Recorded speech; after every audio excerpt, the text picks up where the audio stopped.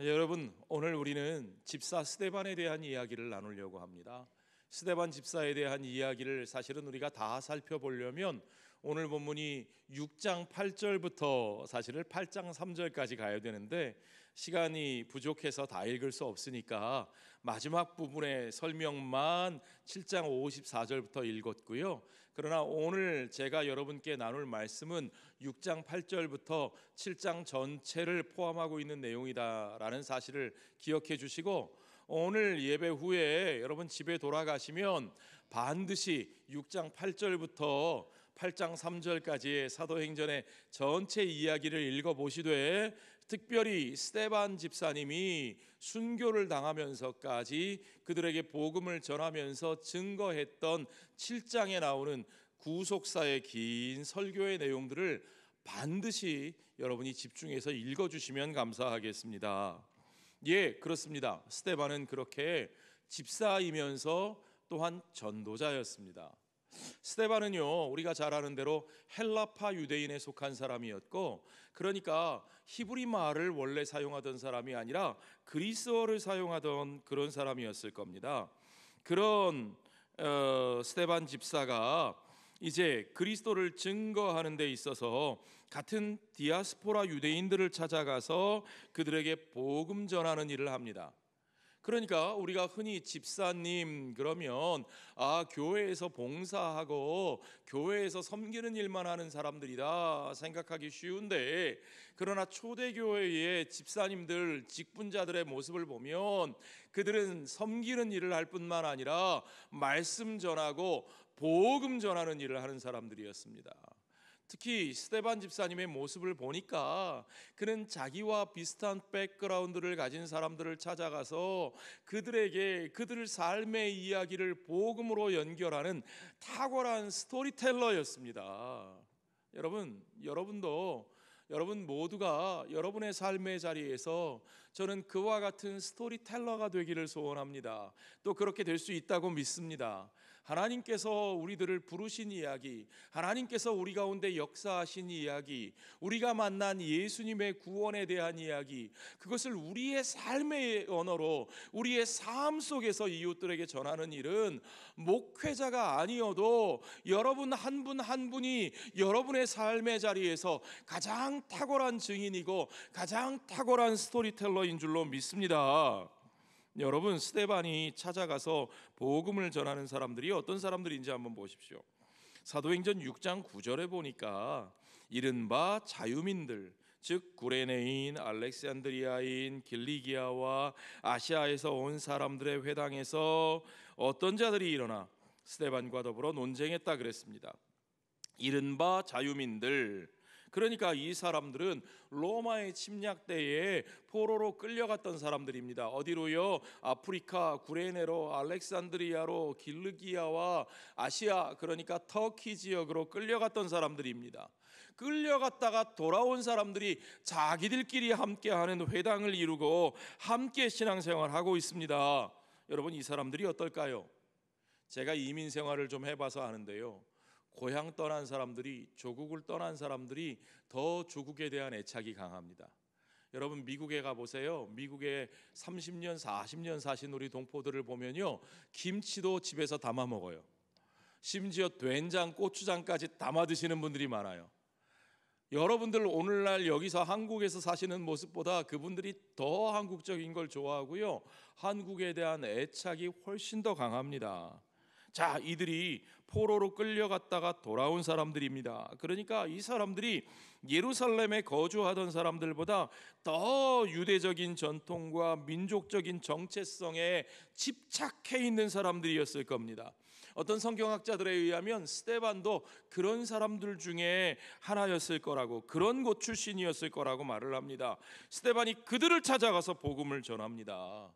그런데 그들이 쉽게 받아들일까요? 절대 그렇지 않죠. 그들의 강력한 반대에 부딪힙니다.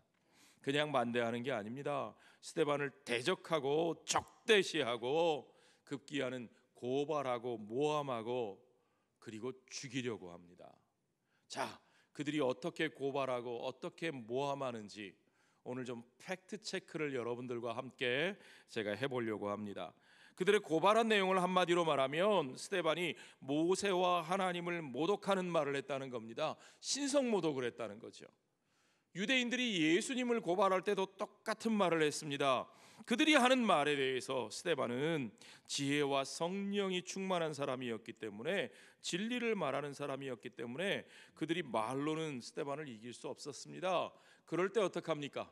아이고 당신 말이 맞네요 하고 수긍할까요? 그럴 리가 없죠. 세상은 그렇게 하지 않습니다. 이들은 안 되니까 사람들을 매수하려고 합니다. 6장 11절에 보니까 사람들을 매수해서 거짓 증거를 시킵니다. 뿐만 아니라 고소를 남발합니다. 여러분 이번에 선거하는 거 보니까요, 와, 어떻게든지 여론을 조작하고 어떻게든지 막 고소 고발을 통해서 위협하고, 여러분 정치하는 사람들 판단할 때 너무 고소 고발 남발하는 사람들은 여러분 한번 의심해 보셔야 됩니다. 그거 좋은 거 아닙니다. 그렇죠? 6장 12절에 보니까 백성과 장로와 서기관들을 충동시켜서 선동했다는 거죠. 와서 잡아가지고 공회에 이르러 고발합니다. 그리고는 13절에 보니까 거짓 증언들을 세웠대요. 자, 이게 정치, 타락한 정치의 끝판왕이 뭐냐? 가짜 뉴스를 돌리는 겁니다. 여러분 선거 때 가짜 뉴스 많이 받아보셨죠? 까똑 하고 오면 가짜 뉴스, 카더라 하면 가짜 뉴스, 저 확인 안 된 얘기들, 그죠? 예, 그냥 막 돌리는 거예요. 돌리고 보는 거예요. 나중에 아니면 말고. 여러분 그것이 얼마나 위험하고 얼마나 잘못된 일인지 한번 보십시오. 자, 그들의 가짜 뉴스가 뭔지 오늘 팩트 체크를 좀 해보겠습니다. 자, 그들은요 예수가 이 성전을 헐겠다고 말합니다. 예수가 이 성전을 헐어버리겠다고 했다, 그렇게 고발하는 거죠. 성전을 모독했다는 겁니다. 또 예수는 모세가 전하여 준 규례를 뜯어 고치겠다고 했다, 바꾸겠다고 했다, 율법을 바꾼다는 겁니다. 자, 이 두 가지 고발 내용에 대해서 제가 오늘 좀 팩트 체크를 해보겠습니다. 정말 예수님이 그렇게 얘기했을까요? 여러분 요한복음 2장 19절로 21절에 보니까 예수님이 이렇게 말씀하셨어요. 예수께서 대답하여 이르시되 너희가 이 성전을 헐라 내가 사흘 동안 일으키리라. 그래놓고 예수님이 성경이 뭐라고 말하고 있느냐? 그러나 예수는 성전된 자기 육체를 가리켜 말씀하신 것이다. 예수님은 그 성전을 헐겠다 말씀하지 않으셨고, 너희가 헐면 내가 다시 세울 것이라 말씀하셨어요. 거기서 말씀하신 성전은 거기 세워진 돌 건물이 아니라 예수님 자신의 육체를 말씀하신 것이고, 그들이 예수 그리스도의 육체를 죽이고 무너뜨려 땅에 묻었을 때 예수님께서 사흘 만에 그 사망과 죽음을 이기시고 다시 살아나실 것을 그들 앞에 분명히 말씀하셨던 내용이라는 겁니다. 율법에 대해서는 어떻습니까? 마태복음 5장 17절에 분명히 예수님이 말씀하셨어요. 내가 율법이나 선지자를 폐하러 온 줄로 생각하지 말라. 폐하러 온 것이 아니요 어떻게 하신다고요? 완전하게 하려 함이라. 그렇습니다. 이게 팩트입니다. 전혀 다르죠? 그들의 고발의 내용은 전혀 다릅니다. 여러분 아 다르고 어 다른 겁니다. 그거 여러분들 분별하실 줄 아셔야 돼요. 그러니까 이제 까똑하고 온 거 무조건 믿지 마시고 분별하고 확인하실 줄 아는 지혜가 여러분에게 필요하고요. 그런데 문제는 그 다음입니다. 팩트를 확인해 준다고 그들이 듣느냐? 여러분 가짜 뉴스 돌리시는 분들에게 팩트를 확인해서 말해 준다고 그분들이 아 그렇구나 내가 잘못 알았네 그러시던가요? 아니죠. 그럴 분들이 아닙니다. 유대인들도 전혀 그렇게 하지 않았습니다. 자기들의 귀를 막고 오직 자기의 주장만 크게 외치면서 소리치면서, 그럴수록 목소리가 커져요. 그러니까 여러분 목소리가 지나치게 큰 사람, 전가요? 목소리가 지나치게 큰 사람의 주장은 여러분 좀 의심해 보셔야 됩니다. 그리고는 결국은 폭력입니다. 스데반을 밀쳐내고 돌로 치고 그러니까 그들은 대화와 소통을 원하는 자들이 아니고 대화와 소통을 파괴하는 자들인 겁니다. 그럴 때 여러분 어떻습니까? 진실을 말하는 사람과 그렇게 거짓으로 선동하는 사람의 태도는 우리가 어떻게 구별할 수 있습니까? 뭐가 다른가요? 6장 15절에 그 모습이 나옵니다. 공회 중에 앉은 사람들이 다 스데반을 주목하여 보니 지금 스데반은 혼자 공격당하고 있습니다. 그 수많은 사람들이 선동하고 모함하면서 죽이라고 말하는데 스데반은 그 얼굴이 어땠을까요? 두렵고 불안했을까요? 열받아 가지고 부글부글 끓면서 얼굴 색깔이 빨갛게 달아올랐을까요? 아니죠. 성경에 보니까 그 얼굴이 천사의 얼굴과 같더라 했습니다. 여러분, 진리를 말하는 사람, 복음의 생명을 증거하는 사람, 그러나 세상 가운데 오해받고 모함당하고 대적받는 사람의 모습은 바로 오늘 이 스데반의 모습과 같아야 할 줄로 믿습니다. 그렇습니다. 스데반은 그럼에도 불구하고 그들과 소통합니다.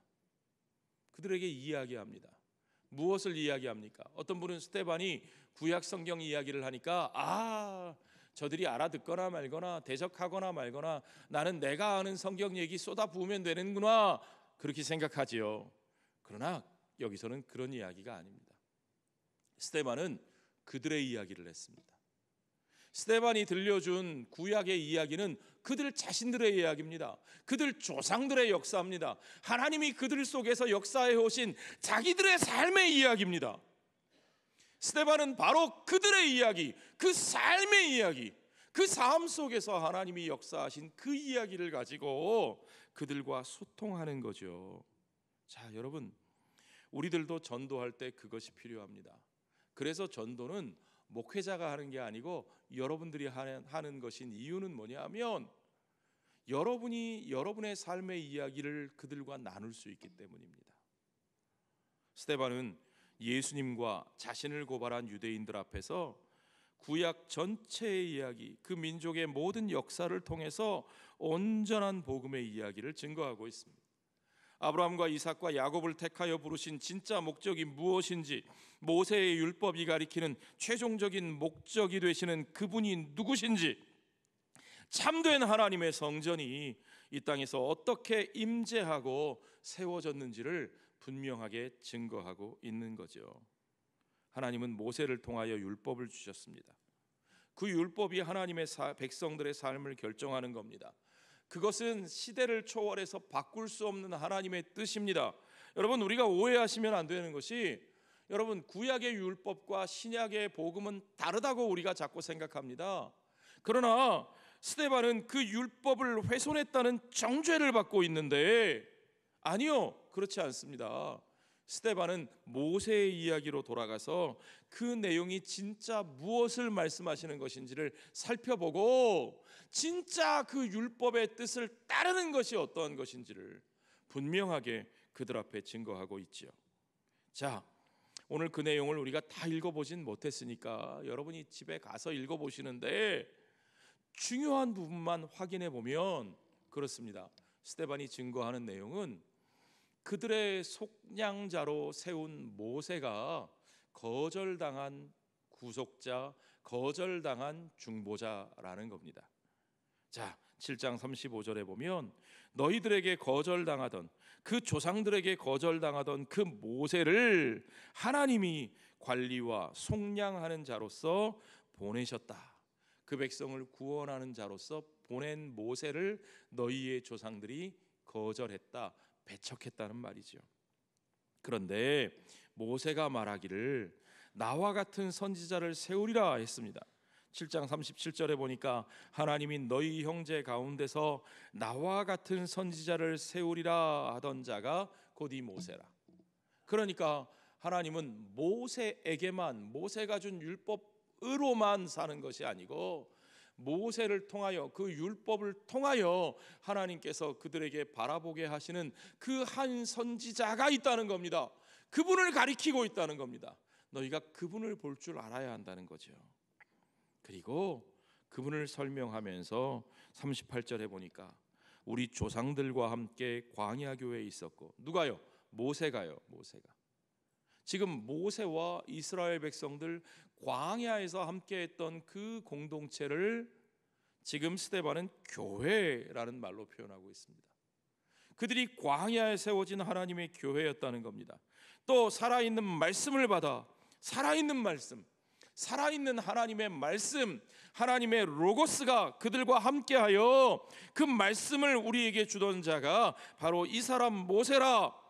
여러분, 스데반을 통해서, 모세를 통해서 그들에게 그려 보여주는 그 사람이 누구인지 여러분 상상해 보십시오. 백성들에게 거절당하고 배척당한 하나님의 구원자, 하나님이 이스라엘을 가운데 세우신 모세와 같은 선지자, 광야의 교회에 주신 생명의 말씀, 살아있는 하나님의 로고스 되신 분, 그가 누구십니까? 그가 바로 십자가에서 죽으시고 부활하시고 그의 몸된 교회의 머리가 되시고 생명의 떡으로 우리 가운데 오신 하나님의 메시아 예수 그리스도이신 것이 너무나 분명합니다. 그런데요, 구약의 모든 이야기가 그분을 가리키고 있는데요, 그 이스라엘 유대인들의 조상들은 그 모세에게 어떻게 했었느냐? 스데반은 그 얘기하고 싶은 겁니다. 너희는 그 모세가 가리키는 그 예수를 또한 어떻게 대했느냐? 너희 조상들이 했던 짓 똑같이 하고 있다는 거죠. 조상들이 처음부터 모세를 거역하고 모세에게 복종하기를 거부하고, 이스라엘이 망해갈 때만 그렇게 했던 게 아닙니다. 애굽에서부터 그들이 그랬고, 광야에서도 그랬고, 가나안에 들어가서도 그랬고, 하나님과 언약을 맺은 직후에도 그들은 모세가 시내산 꼭대기에 올라갔을 때 우상을 만들고 그것을 섬기고 음란하게 섬겼던 자들입니다. 그러니까 오죽하면 하나님이 이런 말씀을 하셔요. 7장 42절에 이스라엘 집이여, 너희가 광야에서 40년간 희생과 제물을 내게 드린 일이 있었느냐? 아니, 이스라엘이 얼마나 많은 희생의 제물을 드렸습니까? 얼마나 많은 제사를 하나님 앞에 올려드렸습니까? 그러나 하나님 말씀하시기를 너희가 한 번이라도 진짜 제대로 된 제사를, 예배를 드린 적이 있느냐? 하나님이 왜 이런 말씀하십니까? 여러분, 선지자 예레미야가 통탄했던 것처럼, 아모스 선지자가 지적했던 것처럼 그들이 아무리 거창한 제물을 바치고 대단한 제사를 올려드려도 그들의 삶이, 그들의 모습이 하나님의 뜻과 하나님 나라의 가치에 대한 받아들임과 순종함이 없이 하나님의 공의와 하나님의 샬롬을 구하지 않고 그저 자기들의 욕망을 위하여, 자기들이 원하는 것을 위하여 그 제사의 행위를 했을 때 그 모든 것이 그저 다 헛된 사신 우상 숭배일 뿐이라고 분명하게 말씀하고 계신 겁니다. 심지어 그것이 저 대단해 보이는 성전을 향해서도 예외 없이 하나님께서 지적하시는 말씀입니다. 여러분, 성전이 어떤 것입니까? 성전이 왜 있었습니까? 성전은 원래 성막으로 시작된 건데, 그 성막은 광야에서 그들이 이동할 때에 그들과 함께 텐트 치고 함께 거하시는 하나님의 임재의 증거입니다. 그래서 성막을 다른 말로 증거의 장막 그럽니다. The tent of witness 그랬어요. 텐트예요. 그들이 광야에서 텐트 치고 살았으니까 하나님도 텐트 치시고 그들과 함께 거하시는 거예요. 그러니까 그것은 하나님의 임재의 약속과 하나님의 백성 된 삶을 증거하는 겁니다. 한마디로 말하면 야곱의 집, 하나님의 백성인 이스라엘을 위한 하나님의 임재의 상징이고 그가 거하시는 처소인 거죠. 그런데 다윗이 그 장막을 견고한 집으로 세우겠다고 준비했고 그의 아들 솔로몬이 그 대단한 성전을 지었습니다. 그러나 여러분, 하나님이 어떤 분이신지 생각해 보십시오. 지극히 높으신 하나님은 그 사람이 손으로 지은 곳에 거하시는 분이 아니신 것을 아셔야 합니다. 스데반이 이사야 선지자의 말을 인용하여 그대로 말합니다. 49절로 50절에 보니까 하늘은 나의 보좌요 땅은 나의 발등상이니 너희가 나를 위하여 무슨 집을 짓겠으며 나의 안식할 처소가 어디냐? 이 모든 것이 다 내 손으로 지은 것이 아니냐? 그 성전을 너희가 지은 것이냐? 너희가 나를 위해 짓고 내가 그 안에 거해야 되는 것이냐? 아니, 내가 너희를 위해 이 집을 짓고 내가 나의 임재를 너희 가운데 두기로 한 것이지, 그 집이 무슨 소용이냐? 그 집이 나를 제한할 수 있느냐? 하나님께서 우리들에게 들려주시는 말씀입니다. 스데반이 지금 무슨 말을 하려고 하는 겁니까? 스데반의 요점은 분명합니다. 너희가 지금 도대체 무슨 짓을 하는지 너희가 똑바로 알아야 한다는 겁니다. 율법을 핑계로 성전을 위하여 너희가 그 율법과 성전을 가지고 그 율법과 성전의 목적이 되시고 실체가 되시는 그리스도 예수 안에서 하나님이 이루시는 그 놀라운 구원의 역사를, 그 은혜의 역사를 너희가 감히 가로막을 수 있느냐? 모세의 율법과 성전의 권위로 그렇게 할 수 있다고? 하나님이 그 백성 이스라엘을 통해서 이루고자 하신 그 하나님의 본래의 목적이 무엇인지 분명히 보라는 겁니다. 하나님은 언제 어디서나 그 백성과 함께 하신, 그들과 함께 이동하시는 하나님이십니다.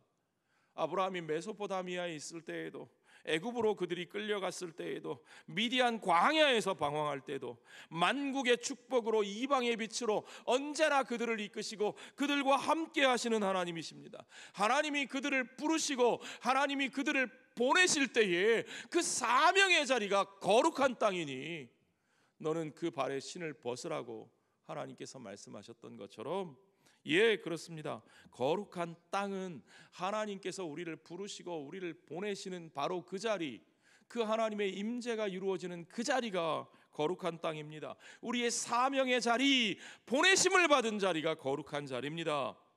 하나님은 그곳에서 그 백성과 함께 하시는 분이신 것을 여러분 믿으시기 바랍니다. 죄악과 억압 속에서 신음하는 사람들, 그 어둠 속에서 방황하는 사람들을 건져내고 그 하나님과 함께하는 백성으로 삼으시기 위하여 우리 하나님이 이루시고 우리 하나님이 세우시고 우리 하나님이 이루시는 그 놀라운 계획이 저와 여러분 하나님의 백성들의 삶, 증인된 우리들을 통해서 이루어집니다. 우리 하나님께서는 바벨론으로 포로로 끌려간 그들까지도 품어 안으시고 용서하시고 불러주시는 그 놀라운 은혜의 역사, 이방인들과 열방의 사마리아와 온 땅의 이방인들까지도 품어 안으시는 그 놀라운 역사가 하나님께서 그들 가운데 세우신 모세와 같은 선지자 예수 그리스도를 통해서 온 땅 가운데 그 사랑과 은혜와 용서와 화해의 역사가 선포된 것, 그 역사를 이루어 가시는 성령 하나님, 그리스도의 충만하심을 이 땅 가운데 충만히 이루기 위해서 복음으로 교회를 세우시고 그 가운데 하나님의 집으로 모든 백성을 맞아들이시는 그 온 성령의 역사를, 그 성령의 역사를 너희가 율법과 성전의 이름으로 막을 수 없다고 하는 겁니다. 예수님은 그 역사를 위해서 돌로 세워진 집이 아니라 온 세상을 위해서 세워지신 참 성전으로 이 땅에 오셨고, 십자가에서 죽으심으로 그들이 예수 그리스도의 육신 성전을 부수었으나 죽음을 이기고 부활하심으로 다시 세우사 온전한 하나님의 집이, 하나님의 임재가 이 땅의 모든 그의 은혜를 구하는 열방의 백성들 가운데 이루어지는, 그의 몸된 교회를 통해서 세워지는 놀라운 역사를 우리 주님께서 이루셨습니다. 오직 그 예수 그리스도 안에서 참되신 하나님의 율법이 이루어지고 참되신 하나님의 임재가 그 가운데 이루어지는 것을 여러분 믿으시기 바랍니다. 자, 그런데 이제 스데반은 묻습니다. 그 성령의 역사 앞에서 그 성령의 역사를 거스르고 있는 자들이 누구인가? 누가 도대체 성령을 거스르는가? 51절에 목이 곧고 마음과 귀에 할례를 받지 못한 사람들아, 너희도 너희 조상과 같이 항상 성령을 거스르는도다. 성령을 거스르는 것은 이방인들이 아니었습니다. 성령을 거스르는 것은 죄인과 세리들이 아니었습니다. 부정한 자들이 아니었습니다. 이스라엘이라 하는 그들, 유대인이라 하는 그들, 율법의 사람이라 하는 그들 예수 그리스도 안에 드러난 하나님의 그 크신 역사를 거슬러 그와 반대되는 길을 고집하는 그것이 바로 성령을 거스르는 일입니다. 십자가에서 그가 이루신 사랑과 용서와 화해의 길이 아니고 자기들을 내세우는 종교의 이름으로 자기들의 기쁨과 만족을 위해서, 자기들의 권세를 위해서 담을 쌓고 배제하고 혐오하고 밀어내는 것이야말로 육신의 할례는 자랑하면서도 마음과 귀의 할례를 받지 못한 사람들, 그들이 영에 속한 사람이 아니라 육신에 속한 사람인 것을 그대로 드러내고 있는 일입니다. 52절에서 이렇게 말합니다. 너희 조상들이 선지자들 중에 누구를 박해하지 아니하였느냐? 의인이 오시리라 예고한 자들을 그들이 죽였고 이제 너희는 그 의인을 잡아준 자요 살인한 자가 되나니. 한마디로 말하면 누가 진짜 모세의 율법을 성취하였는가? 누가 거룩한 땅에서 모세에게 주신 하나님의 명령에 순종하며 그것을 이루었는가? 과연 누가 하나님의 참된 성전으로 우리 가운데서 그의 은혜와 진리를 충만하게 베풀어 주시는가 보라는 겁니다. 죄인을 위해 십자가에 자신을 내어주신 그분인가? 아니면 그를 정죄하고 죽인 유대의 종교 지도자들인가? 여러분, 스데반의 이 물음 앞에서 오늘 먼저 우리들은 우리 자신들에게 이 질문이 던져져야 한다고 믿습니다. 여러분, 우리는 누구의 길을 걸어가고 있습니까? 우리는 사랑과 용서와 화해를 위해서 죽으신 예수 그리스도의 길을 걸어가고 있습니까?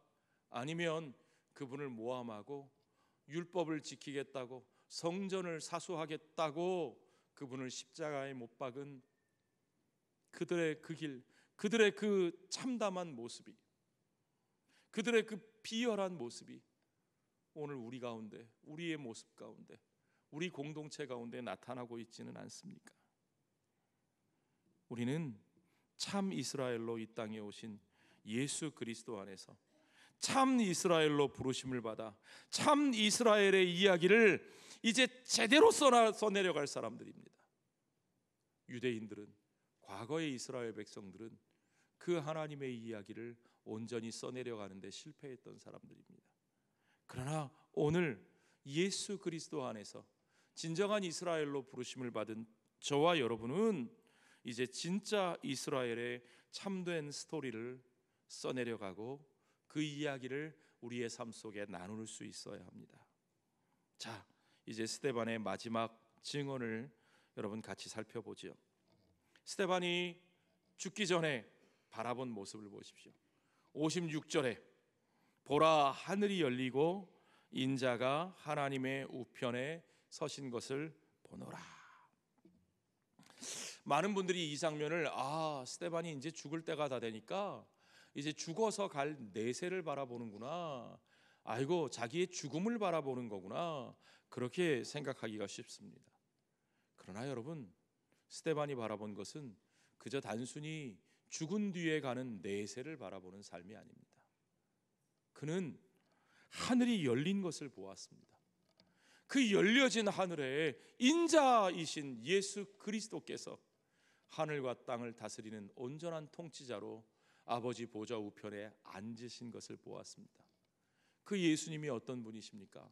그 하늘의 영광에만 머물러 계시지 아니하시고 이 땅의 죄악 속으로, 이 땅의 어둠 속으로 친히 내려오사 이 땅에서, 이 땅에 버려진 자들, 이 땅에 배신한 영혼들을 하나님의 뜻으로 인도하시고 그의 온전하신 순종으로, 십자가의 사랑으로 그 죄와 사망의 권세를 이기시고 아버지의 뜻을 온전히 이루사 이제 그 땅 가운데서 영광을 받으시고 그 땅 가운데서 하늘로 올리움을 받으신 하나님의 아들, 바로 그분이십니다.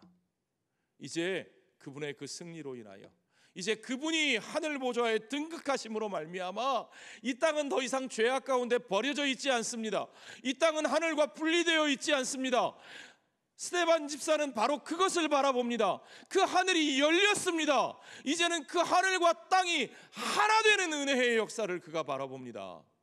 그리고 인자가 앉으신 그 보좌, 사도 바울이 나중에 선포하는 것처럼 주님은 우리를 그 하늘의 보좌에 주님과 함께 이미 앉히신 것을 여러분 믿으시기 바랍니다. 그렇습니다.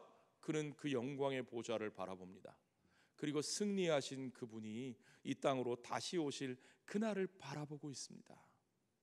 그 하늘이 이미 열렸고, 그리고 그 하늘에서 승리하신 주님이 통치하고 계시기에 우리는 주님이 다시 오실 그날이 이 땅 가운데 이루어질 것을 믿고, 이 땅 위에서 우리의 삶이 바로 그날을 위하여 하늘의 영광의 보좌에 앉은 자로 하늘의 통치를 선포하고 이루는 자로 정말 가치 있게 하늘의 삶을 누리게 되는 것을 믿으시기 바랍니다. 스데반은 그런 삶을 살고 있습니다. 그러하기에 그는 그 고난과 고통과 죽음의 길을 걸으면서도 그 길이 죽음의 길이 아니라 생명의 길인 것을 알고 그의 얼굴이 천사와 같이 평안한 기쁨과 자유를 누리고 있었던 거죠. 그래서 그는 끝까지 바로 그 예수님을 보았기에 그 예수님을 증거하고 그 예수님처럼 죽고 그 예수님처럼 기도할 수 있었습니다. 아까 예배 시작할 때 우리 백 목사님 말씀하신 것처럼 59절 60절에 보면 스데반의 기도의 모습은 예수님이 기도하셨던 내용과 똑같습니다. 예수님이 십자가에서 기도하셨던 바로 그 내용, 내 영혼을 받으시옵소서, 이 죄를 그들에게 돌리지 마옵소서, 그 말을 하고 잠들었을 때 그의 인생은 비극적인 종말이 아니라 그의 삶은 귀하고 복된 하나님 나라의 열매로, 승리의 열매로, 영광의 자리로 이끌어 주신 것을 여러분 믿으시기 바랍니다. 그 열매를 보기 위해서 우리가 7장에서 끝나지 않고 8장으로 넘어갔던 겁니다. 8장에 누가 나옵니까? 사울이 나옵니다. 사울이 누굽니까? 성도들을 잔멸하는 사람, 잔인하게 죽이는 사람. 오늘 이 스데반을 죽일 때에도 이 사람들이 자기들의 옷을 벗어서 사울의 발 앞에 두었어요. 사울이 책임진다는 거죠. 야, 내가 책임질게, 저놈 죽여. 그 사람이 바로 사울이었다는 거죠. 그런데 그 사울이 변화됩니다. 여러분, 스데반은 거기서 피 흘려 죽었지만 스데반의 흘린 피는 결코 헛된 피가 아닙니다. 여러분, 우리가 땀 흘리고 우리가 눈물 흘리고 우리가 피 흘리는 그 자리가 비록 당장에 어떤 결과가 나오지 않고 그들이 나를 받아들이지 않고 대적하고 모함하고 내가 정말 고생만 하다가 대접 한번 못 받고 세상을 떠나는 것 같을지라도 여러분, 우리의 땀과 눈물과 우리의 흘린 피는 결코 한 방울도 헛되이 그냥 사라지지 않는 것을 여러분 믿으시기 바랍니다. 그 사울이 변화되어 어떻게 역사하는지 보십시오. 그가 어떻게 교회의 기둥이 되고 이방을 책임지는 선교사가 되고 복음의 일꾼으로 쓰임 받았는지 우리가 너무 잘 알지 않습니까? 뿐만 아니라 스데반 때부터 시작된 박해로 교회가 흩어집니다. 교회가 멀리 흩어집니다. 더 이상 예루살렘에서 많이 모일 수 없습니다. 그러나 그렇게 흩어진 교회가 마치 민들레의 홀씨처럼, 민들레 꽃이 한 송이 예쁘게 피어 있으면 그 한 송이에 불과하지만 모진 광풍이 불어 그 꽃잎을 찢어버리고 그 홀씨들이 산산이 흩어져서 퍼져나갈 때 오히려 저 땅끝까지 그 홀씨가 날아가고 뿌려져서 그곳에서 복음의 생명력이 역사하여 싹트고 자라서 또 다른 씨앗으로 열매 맺게 되는 것을 여러분 믿으시기 바랍니다. 그것이 초대교회의 역사입니다. 여러분, 그 초대교회의 역사는 거기서만 끝나는 것이 아닙니다. 오늘 우리의 삶 속에서도 마찬가지입니다. 여러분, 우리가 후원하는 대륙의 선교사들이 그것을 경험했습니다. 그곳에 선교사님 가셔서 정말 어렵게 캠퍼스 전도하고 제자들 모아서 공부시키고 세례 주고 세워서 공동체 만들었는데 공안에게 들켜가지고요, 이 노트북 컴퓨터 통째로 뺏겨가지고 그 안에 있는 자료 다 들통나가지고 거기 있는 제자들이 한 사람도 더 이상 머물러 있을 수 없게 돼서 다 흩어졌어요. 그때를 기억합니다.